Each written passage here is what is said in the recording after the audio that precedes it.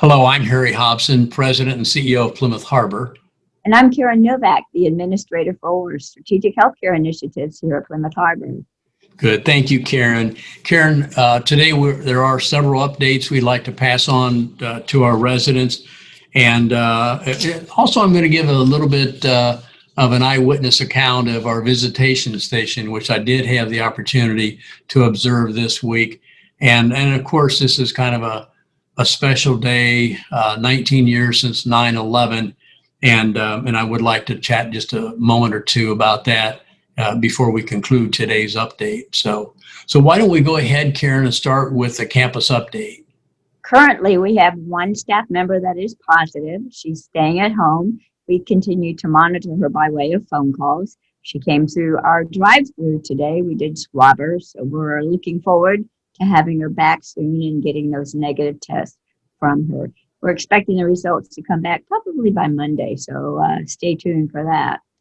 We're also very excited to say that we have no positives with our residents. So thank you so much for abiding by those parameters that we've set here at Plymouth Harbor, by washing your hands, by wearing your mask and keeping that social distance. All of those measures together really help us keep that number at 0. So thank you. And it's exactly the reason that we're experiencing this success is because people are cooperating. So I too thank everyone for that. Karen, there are some new information regarding testing and some new requirements. What's that all about? You know, we've been under the governor's order for the last probably 11 weeks, and we have about one more week to go. We've been testing all staff at Plymouth Harbor every 2 weeks, and we're in the last phase right now. And then testing is going to change. It's going to be based on the positivity for the county. And the county has a positivity rate as well as CMS. I'm not sure why the two are not congruent, but what we're going to do is take a look at the CMS ratings as well as the county's Department of Health ratings and really go with the lesser of the two. That will allow us to really test, I think, more effectively, more efficiently for the staff and the residents here at Plymouth Harbor. So beginning with the next cycle, or at least the next week, we will be testing once a month, and that's based on the positivity rate from the Department of Health here in Sarasota. Now, that could change in the blink of an eye. Should we get one positive from either a staff member or a resident in the scaled areas, that will have us do the testing twice a week. So it'll be keeping us on our toes for sure, Harry, just staying on top of what those positivity rates are. And we do expect to see that bump in the positivity rates a little bit higher because of the holiday that we just had this past week. We did see a spike at Memorial Day. We did see a spike at the 4th of July. So I have no doubt whatsoever that we're going to see a spike here after Labor Day. So when someone asks you the question, what is the current positivity rate? And I know there's a couple answers to that, but looking at a couple of those sources, what's the positivity rate today, 9/11/2020? It's currently at 3.1% from the Department of Health here in Sarasota County. We did see it go up. I think in the beginning of last week, it was right around 2.6. But since that time, though, if you think about it, we've had schools opening up. Mm-hmm. And again, we're having all those children kind of mingle with each other that then bring all those little organisms home with them and maybe possibly infect their family. So a little bit of a bump. I do expect it to go up. So we'll see what happens here in the next couple of weeks. Okay. Karen, I know you've been very much involved in our new visitation station, as I have been, and I was really, really pleased when I went over there earlier this week and witnessed myself some of the visiting that's going on. And it's very touching. It really is. It involves, I've seen folks from our Smith Care Center, our nursing home, as well some folks from our Seaside Assisted Living and Star Memory Care residences. And I even witnessed something that I had mentioned I was going to be doing, the double date. that took place yesterday afternoon at 3 o'clock. And it was very rewarding. I know that the families were so pleased.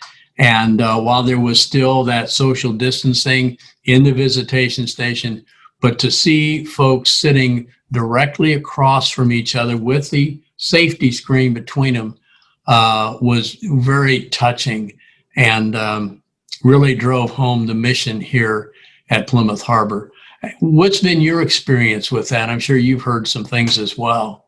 You know, having been the DON over at the Smith Care Center for quite some time, I did develop unique and very special relationships with family members. And I tell you, I've gotten some incredible emails and text messages saying how much they appreciate just seeing their loved one. And one of the, I guess the aunts of one of our residents was just so thrilled to have the opportunity. She was packing her bag, packing her dog. I didn't even want to ask about that too much, but she was packing everything and was coming down because she could finally see her niece. And she was thrilled beyond words. I'm so very proud of the whole team. You know, they came together, they had an idea, and they brought it to fruition. And the result is an incredible environment for nurturing, for caring, and just being a family again. I think that's the greatest gift in the world for both our residents and the families is seeing those that they love. So I would say, good job. Absolutely. And, you know, we talk about the families getting together, et cetera, but I really need to talk about behind the scenes. And I can't say enough for Brandy Burgess, Joe DeVore, Katie Tackett, and their teams, because so much went into that and is still going into that to make sure things are just right. And I so appreciate all that effort that our team members are going through. And a couple team members early this week mentioned to me that the best payoff is to watch those folks being reunited. Puts a tear in your eye, there's no question, but that's the reward. So we feel it as well, and thank our residents and families for participating in the visitation stations. Very, very nice. You know, and for the families that are up north or south or east or west that are watching this and you're out of town, please feel free, if you really would like to come down, make a call to Jason, who is coordinating the scheduling. His phone number is 941-361-7401. And Jason would be glad to kind of work you into a schedule, identify the days that you're coming down so we can make those times available for you to spend with your loved ones. What a perfect person to serve as our monitor there, Jason. And I did visit with him as well this week. And he's the kind of person you want to see, particularly that first time you enter the visitation station. And he makes you feel very comfortable, and will make sure that it's highest quality visit possible. So thanks especially to Jason and his hard work as well. Absolutely. One other thing I wanted to cover, and that is, you know, just reminding people we're letting these 2 weeks pass after Labor Day because we're hoping that the numbers hold, and then you're going to begin to hear, probably in about a week, you'll begin to hear us talk more about what we have in mind as far as reopening some of the dining venues here at Plymouth Harbor, the Mayflower dining room, if you will, being one. But also there's something else that you'll hear more about. And many of our new residents are not familiar with what we used to do here once a month, and I enjoyed it immensely. And that was our cafe chats. And we did those about every 4 to 6 weeks. And it was an informal gathering originally intended for, 10 or 15 residents in our cafe to just have a very open agenda, and we create dialogue. And of course, that number immediately went to anywhere from truly 60 to 70 or 75 people. And it's been wonderful. We had to stop that In fact, Karen, I think you were with me at the last Cafe Chat sometime around February 27th, I think it was. And so we're going to bring that back, and you'll be hearing more about it. I have not had the opportunity in all my years here to meet the new residents who have come in, particularly the last 6 months, but really going all the way back to January 2020. So we are planning right now on September 29th, that's a Tuesday at 10:30 in the morning. We're going to have a Cafe Chat, and the first group that we're going to be inviting in will be our new residents, and we'll be social distancing. That's going to be somewhere plus or minus 25 residents, and I'm going to invite the leadership, certainly, of the Residents Association, along with our key team members for this event. And it's going to be an opportunity to meet each other and greet each other. And also there'll be some updates that I'll give.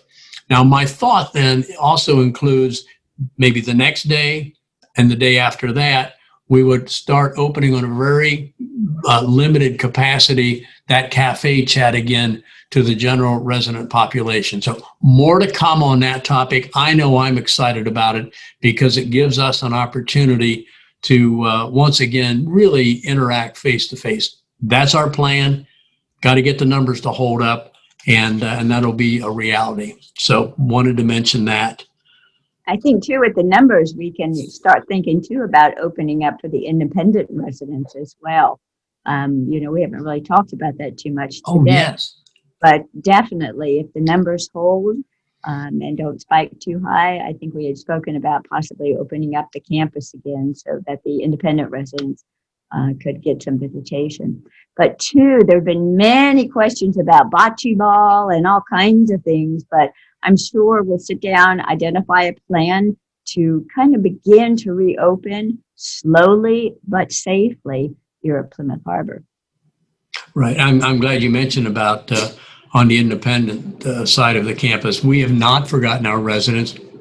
We said, give us that 2 weeks after Labor Day, watch the numbers, and then we will embrace having visitors come back and be with us. So that's going to be coming soon. I mentioned 9/11, Karen. Where were you on 9/11? I was actually in a laboratory working with folate reductions, and the whole lab came to a standstill. It was just surreal to see those planes going into the buildings. I think many of us just had tears cascading down our face in absolute disbelief that here in America something like that would happen. Oh, yeah. We all know where we were. I was actually chairing in a national accreditation visit at a lovely retirement community up in Mount Holyoke. And I can remember that very vividly that day. I was the visit was finished, and we were getting ready for the board meeting, and we were all stunned in what we were seeing as we had the TV on as we were finishing up our report. And now always remember the letter that I sat down and wrote immediately 20 minutes after the event. And I addressed it to the CEO of that community and the chairman of the board. And the words went something like, there's something very terribly going on in our country right now. And for that reason, I'm recommending that the board meeting be canceled immediately. And boy, it all unfolded after that. And so many lives have been changed, and some lessons learned as well. And one that I read several years ago that I was able to resurrect actually early this morning. And I'm just going to read it to you. It's a quick read, but it's a lesson in patience from the 9/11 experience. And it goes something like this. As you might know, the head of a major company survived the tragedy of 9/11 in New York because his son started kindergarten that morning. Another fellow was alive because it was his turn to bring the donuts in. One of them missed a bus. One's car wouldn't start. One was on their way to work but went back to answer the telephone, and one just couldn't get a taxi. It says the one that struck me was a man who put on a new pair of shoes that morning. He took the various means to get to work, but before he got there, he developed a blister on his foot. He stopped at a drugstore to buy a Band-Aid. That's why he is alive today. Now, when I'm stuck in traffic, miss an elevator, turn back to answer a ringing phone, all the little things that annoy me, I think to myself, that is exactly where God wants me to be that very moment. So the next time your morning seems to be going wrong, the children or grandchildren are slow getting dressed, you can't seem to find the car keys, you hit every traffic light, don't get mad or frustrated. God is at work watching over you. May God continue to bless you with all those annoying little things, and may you remember and appreciate their possible purpose.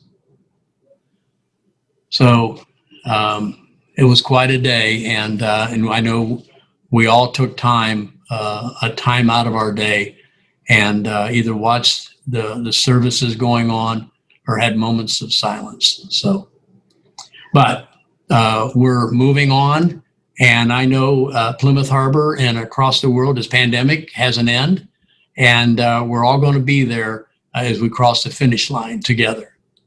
So, Karen, would you like to go ahead and give us your closing? Absolutely, it would be my pleasure. Please remember to wash your hands quite frequently. Take those extra seconds to do a really good job. Hit those high contact areas with your antibacterial wipes. Remember to hit those keys and those cell phones. Remind people 6 feet away. It's okay to tell them to back up, or remind yourself to back up in case they don't. But most importantly now, always remember to don your mask. This is not just a mask. This is a protective device. It's going to help protect you. It's going to help protect your loved ones. It's going to help protect your neighbor here at Plymouth Harbor.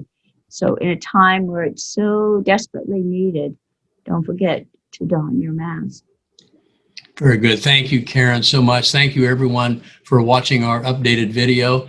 And that brings conclusion to the video. So it's now time for us to don our masks.